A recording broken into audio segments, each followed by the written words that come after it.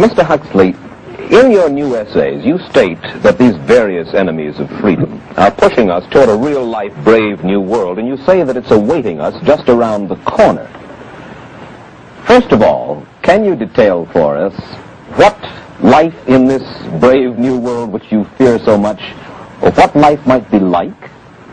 Well, to start with, I think this kind of the dictatorship of the future, I think will be very unlike the dictatorships which we've been familiar with in the immediate past.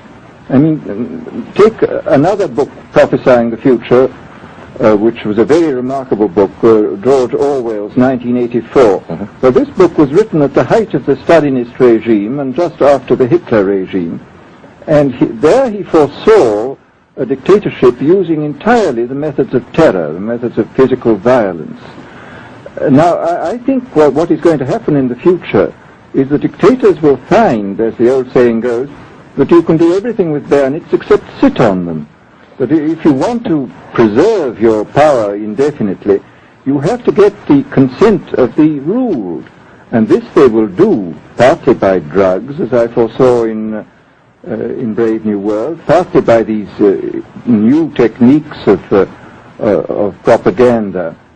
They will do it by bypassing the sort of rational side of man and appealing to his subconscious and his deeper emotions and his physiology even, and so making him actually love his slavery. I mean, I think this is the danger, that actually people may be in some ways happy under the new regime, but they will be happy in situations where they oughtn't to be happy. But let me ask you this. You're talking about a world that could take place within the confines of a totalitarian state. Let's become more immediate, more urgent about it. We believe, anyway, that we live in democracy here in the United States. Do you believe that this brave new world that you talk about could, let's say in the next quarter century, the next century, could come here to our shores?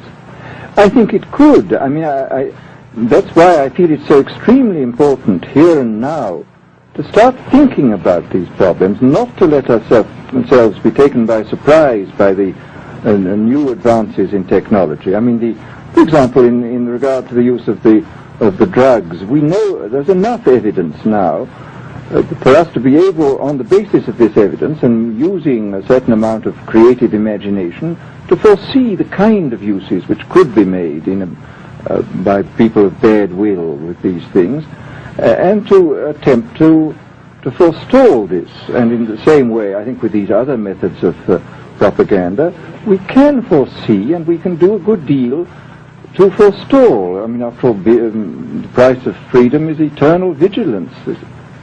You write in Enemies of Freedom, you write specifically about the United States. You say this, writing about American political campaigns. You say, all that is needed is money and a candidate who can be coached to look sincere. Political principles and plans for specific action have come to lose most of their importance. The personality of the candidate, the way he is projected by the advertising experts, are the things that really matter. Well, this is... during the last campaign, there was a great deal of this kind of statement by the advertising managers of the campaign parties, this idea that the candidates had to be merchandised as though they wear soap or toothpaste, and that you had to depend entirely on the personality. I mean, the personality is important, but there are certainly people with an extremely amiable personality, particularly on TV, who might not necessarily be very good in positions of political trust.